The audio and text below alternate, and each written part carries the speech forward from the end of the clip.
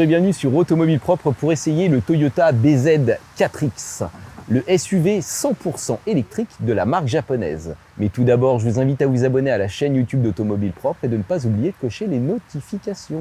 Le Toyota BZ4X est le petit frère du Lexus RZ que j'avais déjà essayé, je vous invite à aller voir la vidéo. Il est donc un petit peu plus court que son cousin, il mesure 4,69 m de long pour 1,86 m de large et 1,65 m de haut. Et il se caractérise également par sa garde au sol relativement élevée à 17,7 cm.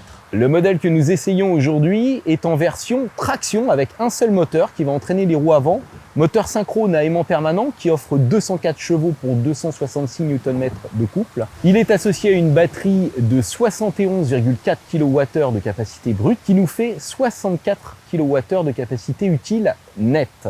Le modèle que nous essayons aujourd'hui est en finition Origin.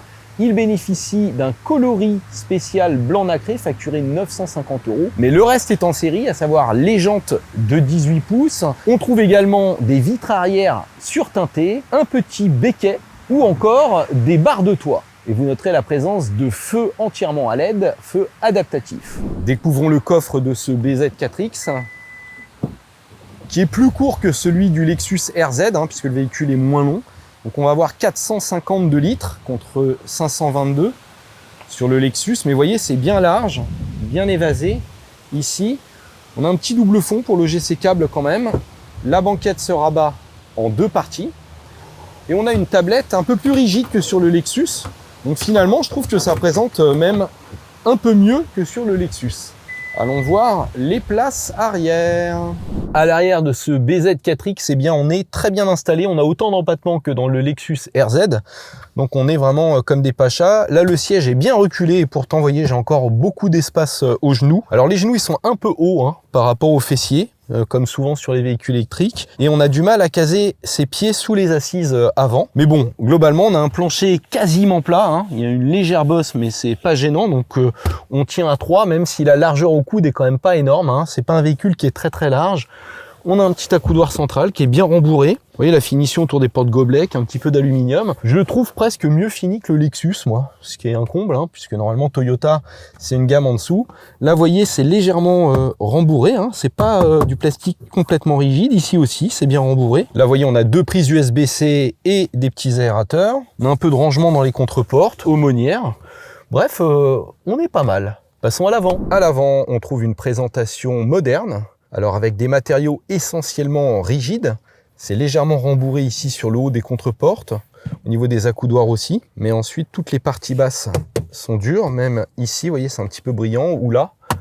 Donc finition moyenne, en revanche c'est bien assemblé, comme souvent chez Toyota, c'est fait pour durer. La sellerie se compose de sièges en tissu simili-cuir. Donc il s'agit de sièges chauffants qui sont à réglage électrique côté conducteur, mais à réglage manuel côté passager. Ici vous trouvez le système multimédia, donc qui vous demande toujours de valider ici, d'accepter, ce qui est un peu pénible. L'écran est assez grand, donc c'est plutôt pas mal. Maintenant le GPS, vous voyez ici, se montre quand même assez fluide. Et on peut avoir Apple CarPlay ou Android Auto sans fil. Là, on a des raccourcis, donc vous voyez, pour la climatisation ou le volume, donc c'est pas mal, des raccourcis physiques. Là, les différents modes, donc Eco Mode, les réglages de l'anti-dérapage ESP, le mode Snow, le mode e-pédale. Ici, chargeur à induction, un rangement situé dans la partie inférieure, pas forcément très accessible, mais c'est toujours ça de prix, avec, vous voyez, une prise 12 volts. 120 watts. Donc la porte-gobelet, accoudoir réglable. Pour le soulever, on fait comme ceci et on a un rangement assez profond. Mais malheureusement, on n'a pas de boîte à gants sur ce véhicule comme sur le Lexus RZ. On a en revanche des contreportes qui permettent de mettre des petites bouteilles. Reste plus qu'à prendre le volant. Allez, ceinture, on démarre dans le centre de Dijon, au pied de la cathédrale. Alors, on a un démarrage, vous voyez, main libre, il faut quand même appuyer sur Power. Ensuite, on appuie sur le petit bouton ici, le petit levier pour passer en marche arrière. On a une vue à 360. La définition est vraiment pas de bonne qualité, mais au moins on voit ce qui se passe. En plus, on a des graphiques. Donc là, vous voyez, tac, je vais repasser en avant. Alors le diamètre de braquage est donné pour 11,2 mètres contre 11,4 mètres pour le Lexus, hein, son cousin Lexus qui est plus long, on l'a dit. Et quand on évolue bien à faible allure comme ça, c'est très agréable. Là, j'ai un bouton, vous voyez ici, qui me permet de passer en one pedal. Donc, j'ai appuyé dessus et normalement, ça va jusqu'à l'arrêt. Vous voyez, le freinage est renforcé. On va aller jusqu'au passage piéton. C'est pas très marqué comme freinage régénératif, hein. Ça va jusqu'à l'arrêt, mais c'est pas très très puissant. Vous voyez, là, je vais faire une accélération et je vais lâcher. Hop. Voilà, il y a un petit temps, une petite inertie avant que ça freine. Maintenant, en termes de confort de suspension, c'est plutôt pas mal. C'est même très confortable, je trouve, à faible allure, puisqu'on a des boudins quand même relativement épais. Et en termes de visibilité naturelle, eh bien, c'est pas mal aussi. On a des grands rétros très larges. Les montants sont pas trop gênants. À l'arrière, je vois bien ce qui se passe. Les appuis-têtes ne me gênent pas. Et quand je tourne en 3/4, quand je tourne la tête en 3/4, les montants sont assez gros. Mais encore une fois, c'est compensé par les rétros. Donc, plutôt agréable en ville. Même très agréable en ville. Allez, on sort d'un village. Alors, on entend quand même un petit peu de bruit de mobilier quelque part, là, au niveau de la planche de bord. J'ai des petites vibrations. Petit bruit de mobilier sur chaussée dégradée. Et c'est parfois un petit peu trépidant en suspension. Allez, on va prendre une petite route sinueuse, départementale. Donc, j'ai laissé le mode e-pédale, je vais enlever le mode éco et j'accélère et ça marche plutôt pas mal. Le train avant est mis à rude épreuve, hein, puisqu'on a 266 Nm uniquement sur le train avant. Mais ça motorise bien et l'anti-patinage jugule bien ce couple abondant. Allez, hop, une épingle.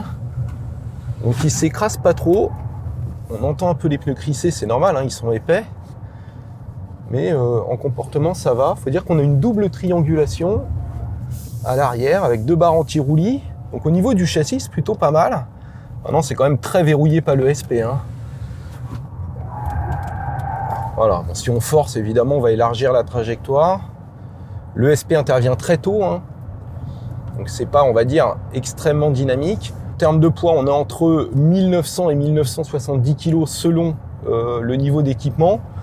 Donc je dirais que c'est le poids d'un modèle Y, hein. Donc c'est dans la moyenne des SUV. On est assez haut, hein. On a un centre de gravité assez haut, on est à 17 cm en garde au sol. Donc on a un véhicule qui va s'écraser un petit peu, qui va prendre un peu plus de roulis. C'est pas aussi dynamique qu'un modèle Y. Maintenant c'est un peu plus souple, hein, en suspension, même si parfois, encore une fois, je trouve ça un petit peu trépidant. Mais là, sur un revêtement parfait comme ceci, c'est pas mal. Voilà, c'est juste que ça prend un peu plus de roulis, mais c'est pas catastrophique. Et les sièges offrent un maintien correct. Par contre, ils sont un petit peu fermes, ces sièges, je trouve. La sellerie est un peu ferme, notamment au niveau des dossiers. Côté performance, ils annoncent 7,5 secondes sur le 0 à 100, ce qui est pas mal du tout, hein. Surtout qu'on n'a qu'un moteur de 204 chevaux, donc on a quand même des bonnes performances. Et là, je suis en descente à 78, je vais prendre les freins, personne derrière. Ouais, ça freine quand même assez court. On est sur le sec. Le dosage à la pédale manque un petit peu de progressivité, mais au moins on a du mordant en cas d'urgence. Donc c'est rassurant comme ça à première vue. Donc on a un véhicule qui n'est pas hyper dynamique, mais qui offre un assez bon niveau de confort et qui reste très sécurisant et plutôt correctement équilibré. Allez, petit bout d'autoroute, grande courbe. Vous voyez, ça prend un peu de roulis, mais ça va bien quand même. Et on accélère, et ça y est, me voilà déjà à 130. On est à 160 km/h de vitesse de pointe. Donc là, vous voyez, je suis stabilisé à 130 km/h. Je vais mettre le régulateur de vitesse actif, qui est en série, avec l'aide au maintien de ligne.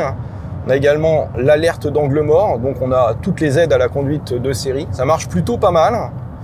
J'ai même l'impression que ça s'est amélioré par rapport au Lexus RZ que j'avais conduit, puisque la voiture aussi moins. Vous voyez là, elle garde bien son cap entre les lignes automatiquement sans que je touche au volant. Donc voilà, là elle me demande de reprendre le volant, mais j'ai pas eu besoin de faire de mouvement. Elle a tout de suite senti mes mains, donc je trouve ça pas mal finalement. Niveau des bruits d'air à 130, eh bien c'est tout à fait raisonnable. Bien que le véhicule soit assez haut avec sa garde au sol, On n'a pas trop de bruit d'air. On en a un petit peu au niveau des montants et des rétros qui sont très larges, mais ça reste largement supportable, d'autant plus qu'on n'a pas de bruit mécanique, pas de sifflement moteur. Allez là, on va doubler le camion avec le régulateur. J'ai mis mon petit clignotant, tout se fait en douceur, c'est vraiment pas mal. Sur le Lexus RZ en version 300 chevaux, donc plus puissant 4 roues motrices, j'avais relevé à peu près 24 kWh au 100 de consommation moyenne sur autoroute. Là, on va être plutôt autour de 22 kWh au 100. On peut même descendre à 21 kWh au 100 si on roule pas trop fort, ce qui est relativement raisonnable. Et en usage mixte, eh bien, on sera à 17 kWh au 100 alors qu'on était plutôt à 19 sur le Lexus haut de gamme. Donc c'est relativement sobre au regard des performances, c'est plutôt pas mal. Et ça permet d'avoir une autonomie qui va osciller entre 250 et 370 km selon l'usage. On va dire pour aller presque à 270 km sur autoroute, ce qui est correct. Maintenant, on va les charger. Et nous voici à une station de recharge en courant continu où notre Toyota BZ4X peut recevoir jusqu'à 150 kW de puissance de charge maxi, donc ça permet de faire un plein de 10 à 80% en 30 minutes, c'est dans la bonne moyenne des véhicules électriques. On a également un chargeur embarqué de 11 kW pour se brancher sur du courant alternatif et recharger, je dirais, entre 5 et 7 heures, une batterie de 64 kWh, donc c'est dans la bonne moyenne. Côté tarif, eh bien ça reste très cher, On va être à partir de 55 000 €, donc c'est pas donné, même si c'est beaucoup moins cher que son cousin, le Lexus RZ. Maintenant, même si c'est un bon SUV électrique, son tarif n'est pas du tout justifié face à la concurrence, à commencer par Tesla, mais aussi les nouveaux constructeurs chinois. J'espère que cette vidéo vous a plu. Je vous invite à vous abonner à la chaîne YouTube d'Automobile Propre et je vous dis à très bientôt. Abonnez-vous, il y a du vent.